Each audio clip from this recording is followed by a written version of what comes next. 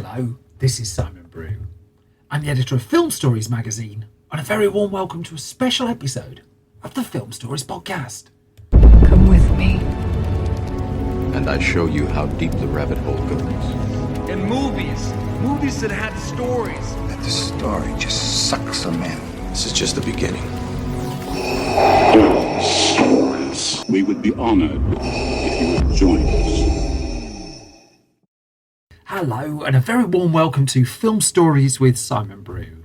I am Simon Brew. As always, there's absolutely everything you need to know about me.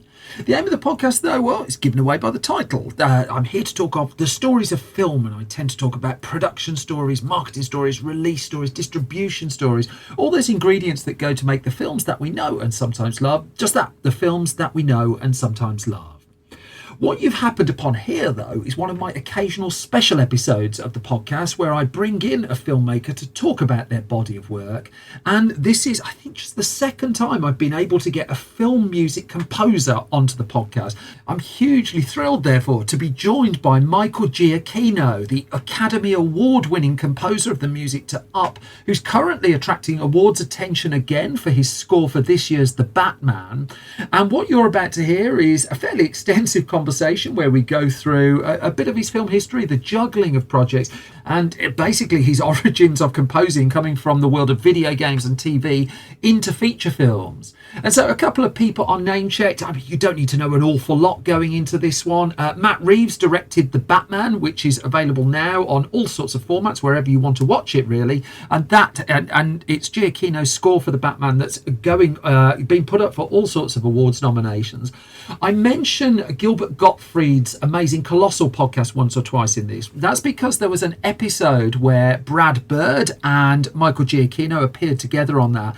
We lost Gilbert Gottfried this year, a tragic loss, and the podcast episode where they all come together is an absolute delight, and I recommend you listen to that rather than this one, really, because it really is absolute podcasting gold. Although please listen to this one as well. JJ is JJ Abrams. I think his name comes up at one point. Colin is Colin Trevorrow. But other than that, I think you've got enough to crack on with the conversation. So I'm going to set it up with an extract of music from the Batman score, and then I'll go straight into my conversation with Michael Giacchino after this.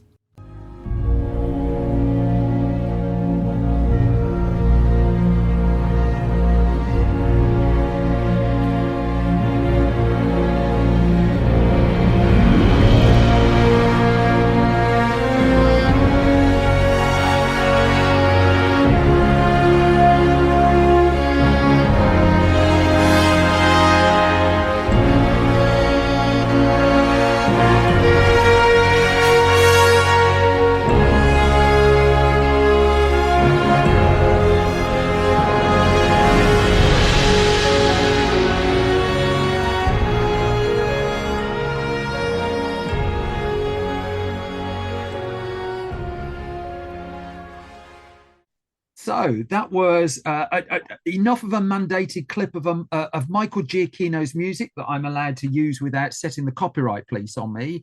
And I'm delighted to be joined by, according to the internet, the 84 award-winning composer, Michael Giacchino. 84 awards, is that right? You know what? I've never counted it. Oh, well, the internet has counted. I try not to focus you on those things because I guess the internet will do a lot for you. So I've heard, both, fortunately and unfortunately. But it's one of those things that I try not to focus on those things because I feel like the moment that becomes the focus, then you lose sight of what the real work is, and I think so you're overlooking they're hidden away in a closet in the back. I think you're overlooking the work of lazy podcasters looking for a quick bit of internet trivia to start a conversation with, though. I mean, surely that's what that exists for. I wish I knew the answer to it. It could be right. It could be wrong. I have no idea. Well, fair enough. Can I just start with your dad, if that's all right? Because one of the things that's hugely important with this podcast to me is the talk of reachability. That film is to a lot of people a kind of walled garden. And then you see people getting through and getting in there somewhere. I remember you telling the story of your dad let you have a wind-up movie camera when you were 8 years Yeah. old. And you also Yep. talked in your Oscar acceptance speech, one of your 84 Oscars, from what I can work out, about the importance of teachers, of parents, of encouragers, and trying to get across the message that these things are not a waste of time. So since your profile has risen in the time that, I mean, you've this spectacular body of work that you've put together, is that still your absolute core foundation, that those things still like the heart of what you do? These people who fought for you and gave you permission to play, for want of a better word. Absolutely. I mean, without that, I wouldn't be here. And I carry that with me every day. I think about it every time I work on something. I think about, and in particular, because I did have friends whose parents were not that encouraging, whose parents felt that, you know, spending time making a movie or drawing something or was, you know, a waste. You know, you should be studying your math, study your science, and you'll get into a decent job that way, as opposed to, you know, whatever this art thing is that's not going to lead you anywhere. And it's a shame, because I think a lot of them went on to regular sort of careers and jobs, and I think that they would have been amazing in a creative field, and amazing, you know, and they would have loved it and had so much fun. So the idea, and it's not to say that you have to discourage someone from being art. I just think art is as equal to science and math and history and everything else. It's all part of a wheel, and if you take one of the spokes off, it's not a wheel anymore. And you'll notice, and I'm sure it's the same there, but when schools are in trouble, one of the first things they cut is the arts program. And it's ridiculous, because you're like, what are you doing? Like, that's not disposable. Like, it's not just like a piece of candy that we're giving as a treat to a kid. That's actually part of the foundation of any child's learning, you know, is to understand art and understand music and understand. That's all part of it, as big as, again, history, science, math. All of those things are equal to each other. And why and why we think it's okay to just allow these schools to rip that thing out of the system, you know, wholesale, without even, like, it's not even considered. They just automatically look at it and go, oh yeah, we don't need that. It's a waste. And that's exactly what I'm talking about. Like, this whole thing, that is not a waste. That's the foundation of humanity. Think about everything we have at our disposal was given to us from people in the past, history, right? It was written down, right? So you have literature, you have paintings, you have all of these things which give us such an incredible insight into the past. If there was no art in the world, you know, what would we going to do with all of, like, this? Think about Egypt. If you were like going to study Egypt without the art, what is that? Like, it makes no sense, right? You can't do it. So it just gets me very upset about that. And there's a small subset, isn't there, who think cancellation of arts and music programs is just like a plot point in Mr. Holland's opus, and that's your lot. Yes, you know. Yes, exactly. Yep. I wanted to get that out front, because I know that's a message that comes across in a lot of your interviews. I think it's really, really important, and I hugely co-sign this. There's something else that you said, because you came up through video games. This is well known. I'm sure you know this as well. But it reminded, whenever you tell this story, it reminded me of an animation director I talked to, who went off to work at DreamWorks and directed films there. And she told the story of one of her very first jobs was working at, let's just say, an animation studio whose output mirrored Disney in a polite homage way. Right. And she talked about how the films necessarily didn't have the same kind of scale, didn't have the same the same kind of profile, but it gave her an absolute grounding in doing all of that work, that she could try everything and learn schedules. And she was able to see the entire process. Now, with your background is fascinating, I think. And I listened to a very long Gilbert Gottfried podcast, which told us about that. You know what? He was incredible. He was an incredible person. Yeah, he was. I was privileged to be on that show twice, and I love that guy. Yeah. Well, he was very complimentary about your Oscar win. I think he said that everyone else should have won but you, which is one of the best intro. He's got a great way of giving you a compliment, that's for sure.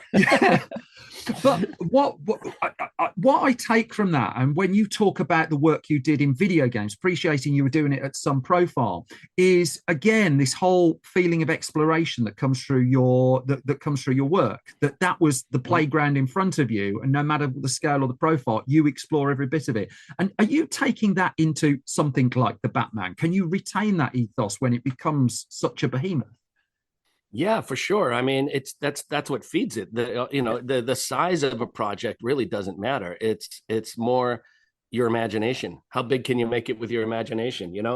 I think that's something we forget. I try to treat every project and put them on the same level with each other. So working on Batman, I gave the same amount of attention and input as I would have given, say, Medal of Honor back in the day when I was doing Medal of Honor. And it was so to me, those are not, there's no difference, and they're all the same, and they all deserve to be, have the same attention given to them. Because if you don't, you're shortchanging them. You're shortchanging it. So Medal of Honor, that easily could have been just a synth score, a cheap synth score, but the subject matter was so important to me in terms of the historical aspect of World War II and the stories we were trying to tell through this video game. And the only way to really give that resonance and make it have weight was to use the orchestra, use a big orchestra for that. And thankfully, Steven Spielberg, was producing those games for us. And he knew the importance of what an orchestra could bring to the table, of course, having worked with the brilliant John Williams for so many years, and so when we asked for that, he was like, yeah. And he was 100% on board, and there was no other way we were going to do it, So, so I learned from him as well. This is a guy who is directing Saving Private Ryan, but also overseeing this video game here for us. He doesn't have to put the same amount of care into the video game that he did the movie, and yet he did, and so it was a great lesson, I think, for all of us as well, working on that game. And no matter what it is you're working on, it doesn't matter if it's a TV commercial, if it's a jingle for a radio show, or if it's Batman, like, you have to put in the same amount of effort. It doesn't matter. So your career you owe that project that. So your career segue. I mean, if Roger Corman, for instance, had been producing the Medal of Honor games and you'd been asked him for an orchestra, that would have been a very different career, right? You'd be sat there with a couple of drums and a triangle. Yeah, no. I mean, you. Well, look, your limitations, right? That can create something new and different that you'd never know. The thing that you don't do is go, okay, well, I only have $10 to do this score, so I'm just going to do it on a kazoo. It's like, no, figure out some creative way to make it interesting and different. That's your challenge, right? So when you're put in a box, use that as a challenge. Yeah. But you say that your limitations are your thing. I mean, you gave a quote. I'm going to quote Bob Raffleson back at you, if that's all right. Sure. Director of 5 Easy Pieces, all sorts of amazing. I'm sure you know all this. This is just for the purpose of audio. But you were talking when you came into the Batman project about how you had total freedom to do what you wanted on the Batman. And right. I appreciating, I can't imagine that's 100% total freedom. One of the conversations I had recently was with Roger Deakins about working with Sam Mendes, because they've just worked on a slightly smaller film, and they were talking about economy of means, pretty much what you were just saying just there. And Deakins recalls working with Bob Raffleson, who said the worst thing that you can be told, a producer can ever tell you, is you can do absolutely whatever you want.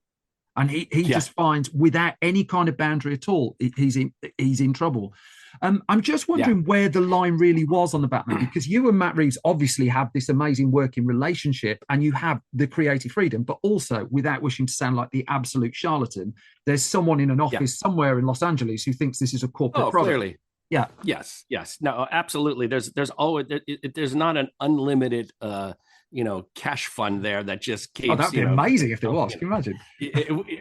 But I agree with what you said earlier. Like, I think that would be the worst thing for the project, to give you everything. So when I say total freedom, I'm talking mostly like creatively, what I want to, the approach I want to take, and where I want to go with it creatively. Within the confines of our budgetary setup, so because all of that going in, I know how much money I have to spend on musicians and studios and mixing and all of those things. And I take that really seriously. Yeah. Very seriously. Like I want to make sure that we're always as efficient and thoughtful as possible with that money, because I think that's not my money, like I know it's there and I know it's there for me to use, but it's not mine. And they're relying on me to be responsible with that money. And I have seen many times over the years people who were not responsible with that money. And it's really not fair, because they're giving you a job, you're agreeing to this job, just do it at the best of your ability. And, don't think that, believe me, I have heard people say, what do you care? It's not your money. And I'm like, well, no, not technically, but I am the one watching over it. So, and I take that very seriously. So yeah, I think but again, and that's how you define what your box is, right? That's where you define your box and that you're going to play in, and you understand your limitations and you go forth from there. So, but within that, once you understand that creatively, I mean, it's up to you. Like all bets are off. You can go wherever you want, as long as you can kind of do it within that box.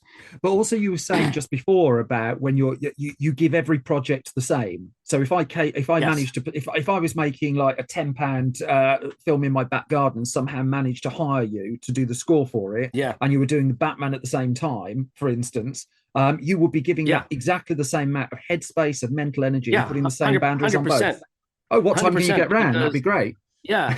I mean, even like Batman, the scale of Batman is so much different than the scale of something like Jojo Rabbit or, a smaller thing like that, or even say one of the shorts I directed for Star Trek. That was even less, so, but you put the same thing into each one. You put the same creative energy into each one, and with the understanding that you have boundaries. Now, sometimes what I'll do on a project, I'll be like, I know that they don't have a lot of money for something, so it's fine. I'll say, okay, well, I'll just take half of what you're going to pay me and put that into the production of the music too, just to help get that, beef that up a bit so it could be better. So you also have the option to do that if you want to, I recognize that I'm in a position where I can do that easier than other people.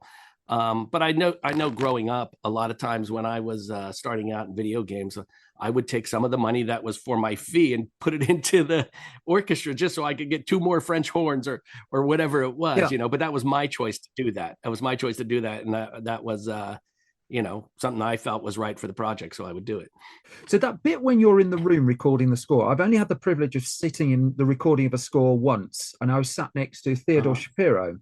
And Teddy's great. I love Teddy. Well, incredible. But it was the things that he was hearing that I just couldn't get at all. And so you talk there about, I mean, a throwaway comment perhaps of 2 French horns or something like that. Yeah. But when you're recording a score and you've got I don't know how many musicians you had on the score for the Batman, but I would imagine I guess I don't know, 86 or something. But that's like that. fairly big by movie score. Bit, yeah. But if like number 84 is out, just to a heathen like me on the outside, that instantly triggers an alarm in your head. You get that. You'll hear it.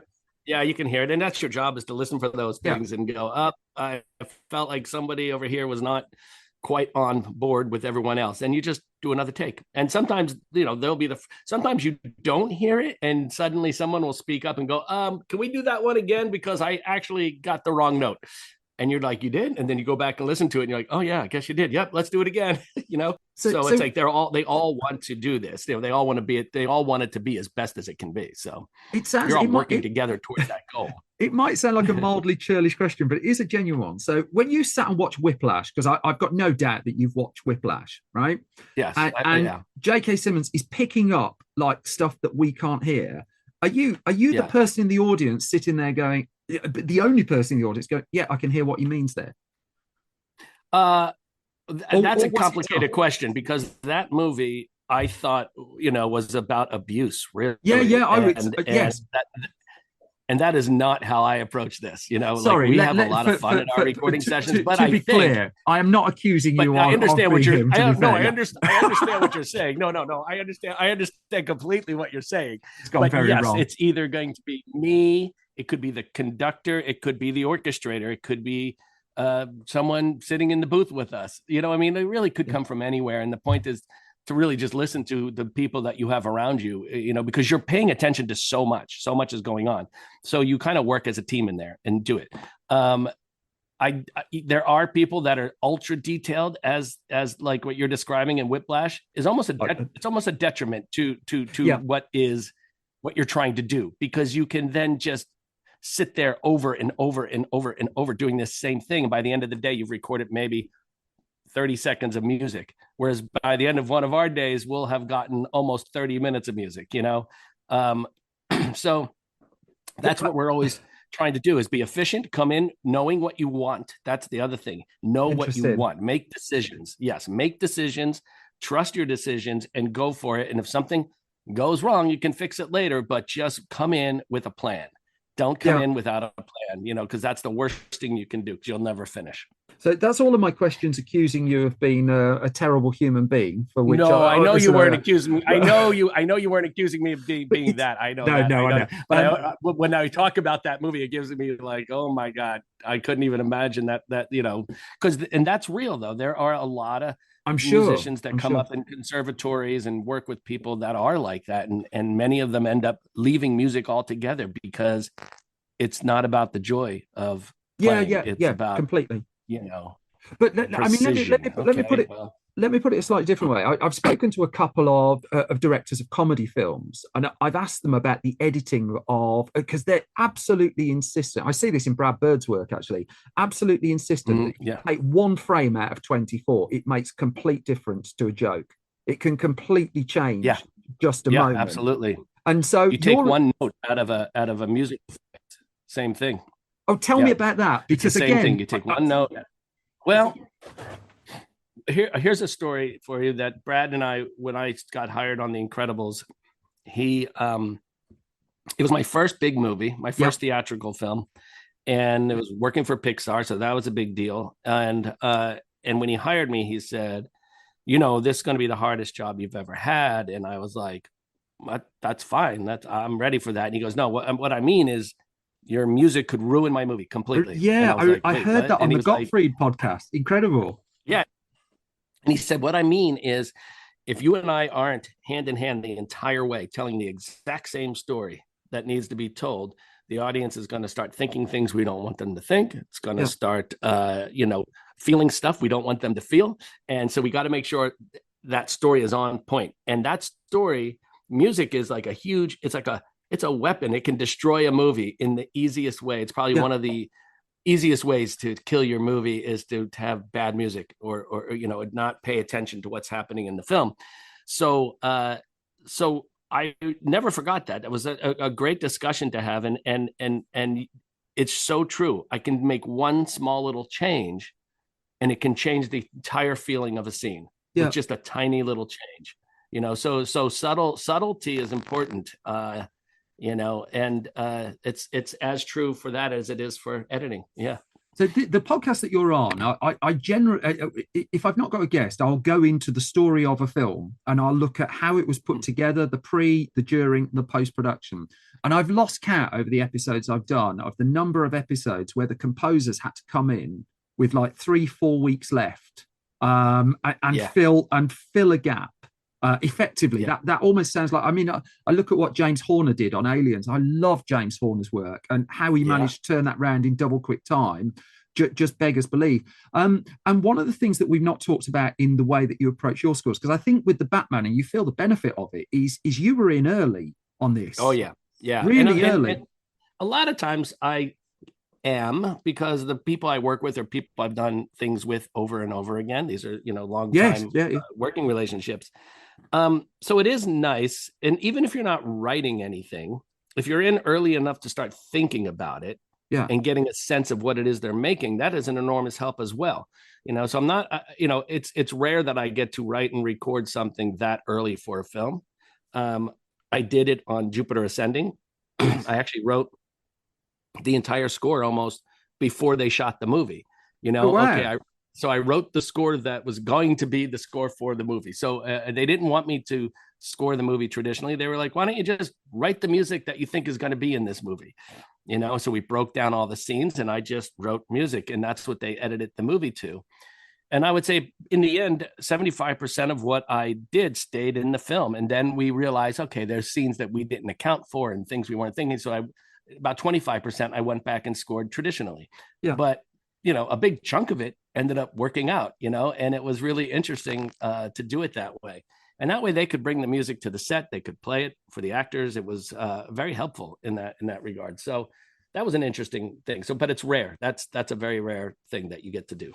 But would you take the job if it comes in and you've got 3 weeks to do it? Is that something that you would actually? Because you've talked about fun. Fun is a word that's come up a few times. And It depends. That on doesn't the film. sound like a lot of fun to me. No, well, it depends on the movie. Like they came to me with Rogue One and they said, we only have 4.5 weeks before you have to be finished with this. And yeah, but you're not. The nerd in you's not turning that down, right? No, not at all. I mean, I was a huge Star Wars fan as a kid, and I'm like, of course I'm doing this. Okay, it's fine. I'll make it work. Look, I have done so many episodes of television over the years that it trains you to work fast and to trust your instincts, Yeah. So when you're doing 24 episodes of Lost, along with 24 episodes of Alias, along with writing The Incredibles at the same time, like, you learn to move quick. You learn to make decisions, and that's what it's really all about, is making decisions. And art is about making decisions, one thing at a time, whether it's a brushstroke or a letter or anything else, or you're making those decisions, and you can either think about those things over and over and over and plod along, or take your best guess and move on. And I got really good at taking my best guess and moving on during those early years working in video games and TV.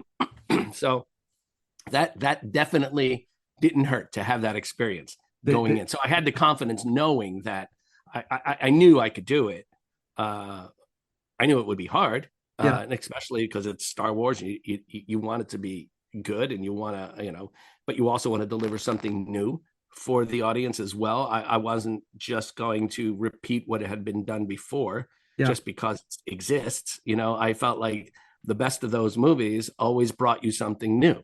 And so I thought it was important for us to do that as well. So, so it was a huge challenge, but every day I would look up and I'd see stormtroopers running around on the screen. It'd be great. I was like, this is great. I'm working on Star Wars. Come on. This is fantastic. When I don't know if you know this, when the final episode of Lost was broadcast in the UK, the continuity announcer threw you all like a really nice curveball by announcing to viewers just before it started how many hours they'd spent watching the show to go to this point. That was how they introduced the show. It's just like you've spent like 100 or something hours. So I mean that's I mean I remember the soundtracks. I remember CDs. I still buy them. Yeah. I remember the CDs of your score coming out and the difference from season to season in the score. Yeah. Well, I think that I think all told, I wrote about 51 hours of music for Lost. When you add it all up, I think it came out to about 51 hours. So you should just do that in a charity concert, just all start to finish. Oh my God! One of your Royal Albert Hall gigs. You should do that. Yes, 51-hour concert Perfect. at the Royal Albert Hall sounds great. see, one of my favorite weeks. I mean, I was heavily into movie scores growing up as a young nerd, and the week that John Williams released both Nixon and Sabrina in the same week was like for some people the Rolling Stones releasing 2 albums in the same week. But you came close to that with one of my favorite scores of recent years, War for the Planet of the Apes, which I just think is just extraordinary. That's thank you. Utterly on rotation for me, and Spider-Man at pretty much at the same time. And you they were at the same. The CDs were at CDs. Listen to me, what an old fart I am. But they being out the same month. But you talked around that time of your working process of how you broke up some of these jobs. Because I mean, we're here talking about the Batman primarily. You'd never guess by half my questions. But you had 3 or 4 other films going on at roughly the same time. And do you break this up into blocks of time? Because you've talked about your working day and you're very strict about that, so that you stop at a certain point. But I'm a definite believer in the 9 to 5 thing, and and it forces you just to sit down, focus, And everyone has their own way of doing it. Some people love working late into the night and all that. That's not me, but I think what I try to do is order them. So if it's possible, I try to go, okay, this block of time I'm writing Batman, and that's what I'm doing. And then I'll jump on to Spider-Man, and then I'll jump back and catch up with anything we need to fix or change or adjust for Batman, and then I'll jump ahead again to Thor.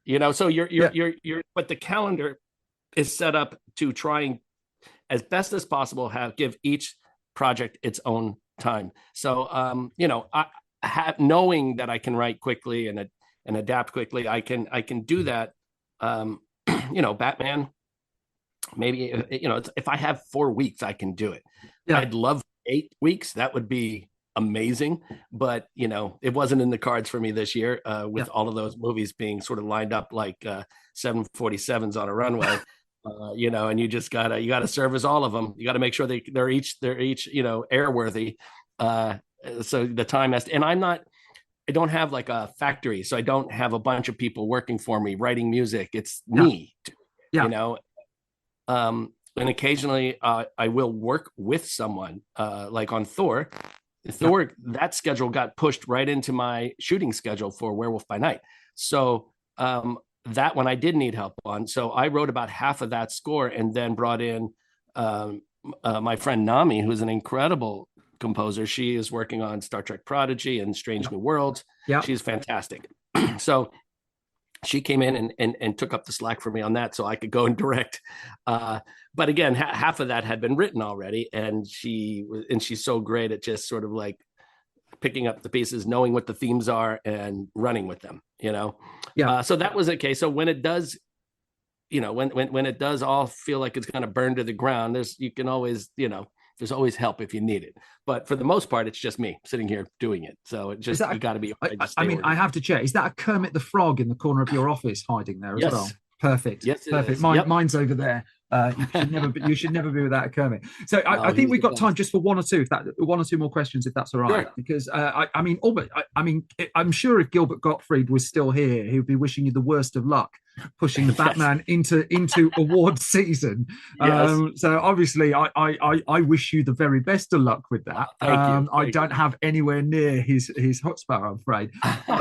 However, I do wonder, because I find it always interesting to talk to people like 5-6 months after the film has come out, if they get any sense of how their work has soaked in a little bit, because you did interviews around the time of the release. Then you've had to go off. You've made a film. You've been directing. I'm sure you know all of this. But now you're back talking about this project that was in your life for a while and now disappeared, and now it's back. And I just wonder how you reflect on something like that, and if you get a sense of the audience response to it. Well, I mean, yes, through the internet, you definitely get a response. You get both. Well, okay. You get the good and the bad. You know what I mean? And it's unavoidable in some way. But I think people have, for the most part, embraced that movie and seem to, when it starts showing up on TikTok videos that my kids are sending me, seeing, with Batman music and all of that, you're like, oh, I guess that went well, But for the most part, I'm usually focused on whatever is next. By the time, it comes to do, go, oh yeah, I got to go out and talk about Batman or something. Okay, when was that? That felt like such a long time ago already. I thought we were done with that, but I guess not. So you tend to just, I'm not someone who really looks back that much. I'd rather look forward. Do you allow yourself to enjoy when something goes right? Yeah, of course. It's always nice when something goes right, and it's great that and what you remember is, oh yeah, this is important to people. Like this means something to people. And as it did to me when I was a kid, movies meant everything to me. Yeah. And I never thought of it in terms of the people making them and how they felt about it. It was more just like, it was something I just craved so much. And I was so appreciative that people were out in the world making these things, and that I was able to watch them.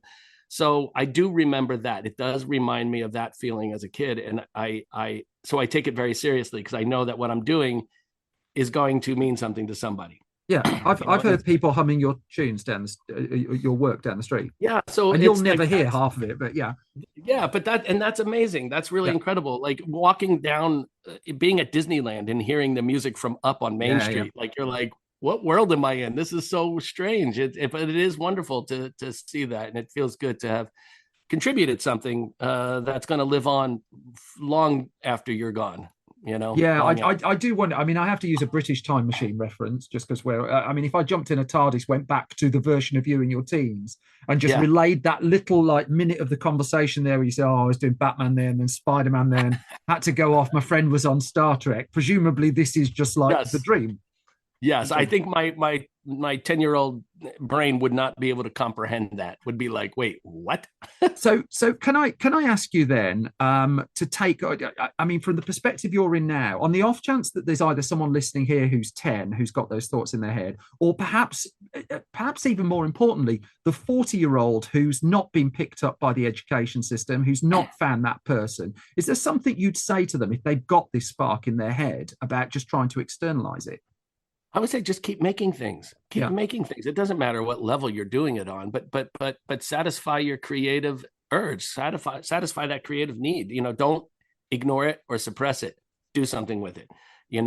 Because if you really think about it, there's a ton of things you can do with it in your own, whether it's in your community, whether it's helping out with the schools around you, whether there's many ways to be creative and get that outlet for yourself. So, if you're a creative person, be creative in how you go look for those things.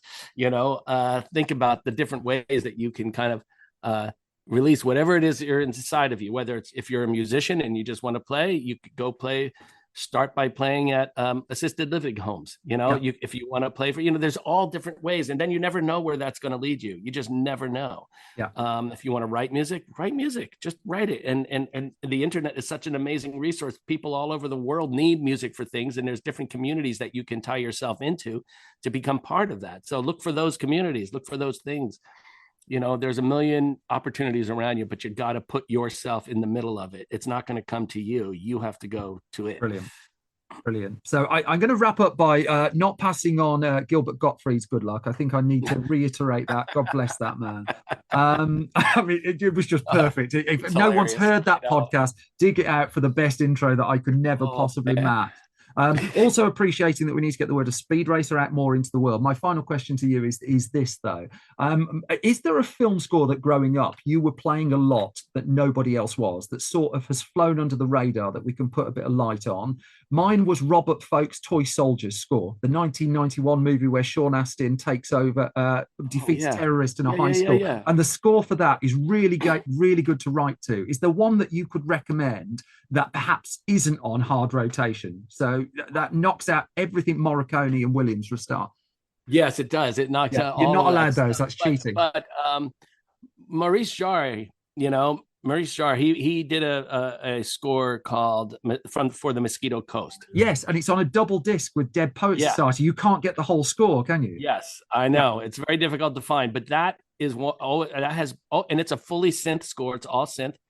But I remember I had a double CD that had that and Witness. I think that's right. I think now they put all three of them on the same one now. I think. Yes. So I loved that score so much, and I used to walk around New York City listening to that thing back in college, and I just loved it. I thought that's one of my, and I still to this day will throw it on as well. But certainly not when you're thinking of film scores. It's not up in the first, top 10, 20, 30, maybe even 40 scores that you think of. But for me, I loved it, know. Michael Giacchino, horribly overrun. Thank you so much for your time, and good luck with your latest awards run. And I hope we chat again and you'll have more than 84 on that page for me to recite back to you. Sounds great. Sounds great. Great talking to you. Take care. Have a great day. Bye-bye. Bye-bye. And that brings to an end my conversation with Michael Giacchino. You can purchase the score to the Batman from wherever you purchase movie scores from. That's available now. Also, the Batman is available on demand and on DVD, Blu-ray and 4K Ultra HD Blu-ray as well, if you want to catch up with that particular movie. That brings us to the end of this particular podcast, though. As always, thank you for listening and thank you for your time. If I've not bored you completely, you can find more from me on Twitter at Simon Brew. You can find more from the entire Film Stories project at Film Stories Pod, and you can find our website filmstories.co.uk and store.filmstories.co.uk. At each of those, well, at the first, you'll find an updated movie news site, updated every weekday with movie news, features, reviews, and the latter is our shop, where you can buy our physical print magazines. Remember those? We've got Film Stories magazine and Film Junior magazine as well. But for now, I'm going to leave you in peace. I'm going to thank you as always for listening. Thank you for your time. I'll be back soon with your regular episode of Film Stories. You all look after yourselves. Bye bye.